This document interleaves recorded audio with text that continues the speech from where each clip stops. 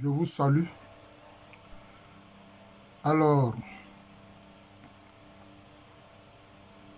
très souvent, des groupes ésotériques parlent de visualisation. Ils parlent de visualisation. Or, souvent, dans la foi chrétienne, on ne parle pas de visualisation. Et pourtant, ce que le Seigneur a dit concernant la prière, dans une de ses paroles, il fait allusion à la visualisation. Quand il dit, quand vous priez et que vous demandez quelque chose à Dieu, au Seigneur, voyez que ce que vous avez demandé, vous l'avez déjà reçu. Vous devez voir que vous l'avez déjà reçu. Cela est lié à la visualisation. Tu désires avoir un enfant. Tu as demandé cela au Seigneur. Vois déjà que tu l'as déjà reçu. Tu as demandé un emploi au Seigneur. Vois que déjà tu as eu cet emploi. Mais cela est lié à quoi? C'est lié à la visualisation. C'est-à-dire qu'en esprit, tu vois que déjà tu l'as déjà reçu. C'est ça en fait la visualisation. En esprit, tu l'as déjà reçu. Donc c'est le Seigneur Jésus-Christ qui a parlé de ça en premier. Et maintenant, les gens ont repris. Et aujourd'hui, c'est devenu comme une affaire des ésotéristes, des gens qui appartiennent à des je sais pas moi, je ne sais même pas comment je vais dire ça, hein, à des groupes ésotériques. Alors, le Seigneur Jésus-Christ nous a dit, quand vous demandez Seigneur quelque chose au Père ou bien à lui-même, voyez que vous l'avez déjà reçu. C'est ça la visualisation. C'est ça la visualisation. Voilà. Maintenant, il y a des gens qui ont un don de visualisation. Ah oui, il y a des gens qui ont un don de visualisation. D'ailleurs, on a vu les services secrets américains, notamment les services secrets du Pentagone ou bien de la CIA, utiliser des visualisateurs, c'est-à-dire des gens qui mentalement peuvent se projeter en un lieu, mentalement, peuvent se projeter en un lieu. Mais ce qu'ils font là, c'est conforme aux lois de la mécanique quantique. C'est conforme aux lois de la mécanique quantique. C'est-à-dire qu'une particule peut être ici et puis peut être ailleurs en même temps. C'est-à-dire qu'ils sont ici avec leur mental, avec leur esprit, mais leur esprit peut se projeter en un autre endroit.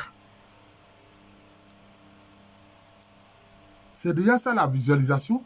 Et ceux qui ont ce don-là, ce sont des visualisateurs. Il y a des gens qui ont naturellement ce don. Ça, ça existe. Et ce sont ceux-là, justement, qui sont utilisés par les services secrets des États-Unis. Voilà. À l'époque de la guerre froide, hein, entre les États-Unis et puis l'ex-URSS, mais ils utilisaient des visualisateurs, les États-Unis utilisaient des visualisateurs pour voir ce que l'État de l'Union soviétique faisait, notamment en matière de défense, en matière de sécurité, en matière d'armement. Et c'était ces visualisateurs-là qui informaient justement les services secrets des États-Unis. Vous comprenez? Mais, je vais prendre un exemple biblique, parce qu'il y a certains, ils sont là, les deux frères de Sola Scriptura. Dernièrement, j'ai regardé un documentaire sur Martin Luther, Sola Scriptura. Mais avant, quand Christ enseignait, il n'y avait pas d'écriture, on ne parlait pas d'écriture. Hein, c'est bien après que les évangiles ont été rédigés. Voilà. Et puis, on sait comment Esdras a rédigé le Pentateuque. Voilà. Après le retour, hein, de l'exil de Babylone. C'est après qu'il soit revenu de l'exil de Babylone. Donc vous voyez, bon, alors quand on veut seulement s'en tenir aux Écritures, il faut surtout s'en tenir... Hey, Dieu, ils ont coupé l'électricité. C'est pas...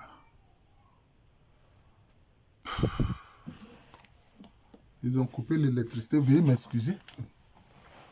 Je vais... Voilà. Voilà, ils ont coupé l'électricité. Ils s'amusent comme ça à couper l'électricité en Grèce ici. Chaque fois, ils coupent l'électricité. Bon, voilà, donc j'ai ouvert la fenêtre. Bon, donc, euh, concernant la visualisation, donc, il y a des gens qui ont ce don-là. Mais comme nos frères, il y a aussi des auditeurs qui sont des églises réformées, je les salue. Alors, dans les Écritures, notamment dans le livre des rois, qu'est-ce qu'on voit? Le prophète Élisée, il était en Samarie. Mais de la Samarie, le Seigneur lui permettait de voir les plans que concoctait l'empereur d'Assyrie, pour ne pas dire le roi d'Assyrie, contre le royaume d'Israël. Il voyait tout cela. Quand ce roi-là se réunissait avec ses généraux, les généraux de son armée, etc., pour discuter de plans, etc., de ce qu'ils allaient faire contre le royaume d'Israël, Élisée en parlait au roi d'Israël pour lui dire, ah, voilà ce que l'empereur de Samarie, pardon, l'empereur d'Assyrie est en train de concocter contre notre royaume. Et puis il prenait ainsi des dispositions. Et chaque fois donc, les plans du roi d'Assyrie contre le royaume d'Israël échouaient. Ça échouait. Et même le roi d'Assyrie s'est dit que, ah, sans doute qu'il y a un traître dans son staff. Il y a un traître au sein de ses généraux, ou bien au sein de son équipe gouvernementale. Mais c'est quelqu'un qui connaissait bien le prophète Élisée qui a dit, non, hein, mon roi, il n'y a pas un traître parmi nous. Celui qui voit tous nos plans, c'est le prophète qui est en Samarie, le prophète Élisée. C'est lui qui voit tout ce que nous faisons. Mais pourtant, vous voyez, la distance entre la Samarie en Israël et puis le royaume d'Assyrie, qui correspond, ça correspond au territoire de l'Irak actuel. Vous voyez? Parce que le prophète Élisée avait le don de visualisation. Il a le don de visualisation. Et il y a certains qui ont, justement, en plus du don de prophétie, je ferai un enseignement sur le don de prophétie. Voilà, j'espère que de plus en plus, j'aurai beaucoup d'auditeurs auprès des chrétiens, mais aussi de ceux qui s'intéressent à la spiritualité. Voilà. Ils ont ce don de visualisation. Ils peuvent voir ce qui est loin là-bas.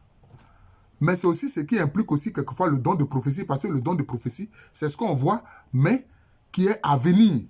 Alors que la visualisation, les événements se passent dans le présent, et puis on le voit. Mais dans le cas de la prophétie, c'est à venir, ce n'est pas sur place. D'ailleurs, le grand prophète Élisée avait aussi ce don-là, puisque c'était un prophète de toutes les façons. Un jour, il a vu un jeune homme qui est originaire justement du royaume d'Assyrie. Il a regardé ce jeune homme-là comme ça, puis il s'est mis à pleurer. Il dit, toi, tu vas détruire mon peuple. Toi, tu vas détruire mon peuple. Tu vas venir détruire notre royaume, détruire le peuple d'Israël. Et ce jeune homme-là, effectivement, plusieurs années après, va devenir le roi d'Assyrie, et c'est lui qui va, au 8e siècle avant Jésus-Christ, soumettre Israël, détruire Israël, déporter de nombreux habitants d'Israël. Et puis il va prendre maintenant des populations qui sont en Assyrie pour les envoyer en Samarie. C'est comme ça que le peuple samaritain, qui est un peuple en fait de métissés, de quelques juifs qui sont restés dans le pays, ceux qui n'ont pas été déportés, et puis maintenant des populations venues de l'Irak actuel, ce sont ceux-là, le brassage de ceux-là, c'est ça qui a donné les Samaritains. C'est ça qui a donné les Samaritains. C'est pour ça d'ailleurs que les Juifs n'aiment pas les Samaritains parce qu'ils disent que ce n'est pas de vrais Juifs. Voilà, ce n'est pas de vrais Juifs. Voilà, donc c'est cela, la visualisation. Voilà, la visualisation. C'est un don que le Seigneur donne. C'est un don que le Seigneur donne. Voilà, c'est tout. Ce n'est pas une affaire de pratique. Mais déjà, le Seigneur Jésus-Christ nous met déjà sur le chemin et la voie de la visualisation quand il dit, quand vous avez adressé une prière au Seigneur, que vous lui avez demandé quelque chose, voyez déjà que vous avez reçu ce que vous avez demandé à Dieu. Voyez que vous l'avez déjà reçu. Donc c'est cela. C'est cela la visualisation. Voir qu'on a déjà reçu. Mais aussi c'est un acte de foi et puis un acte d'espérance. Tu espères L'espérance. Ce n'est pas l'espoir, hein, je dis bien l'espérance, parce que l'espérance, c'est une foi plus un espoir. C'est ça qui est l'espérance. Alors qu'il y a des gens qui ont de l'espoir comme ça, un espoir un peu, je peux dire, évanescent, mais il y a l'espérance. Voilà, donc c'est un peu cela.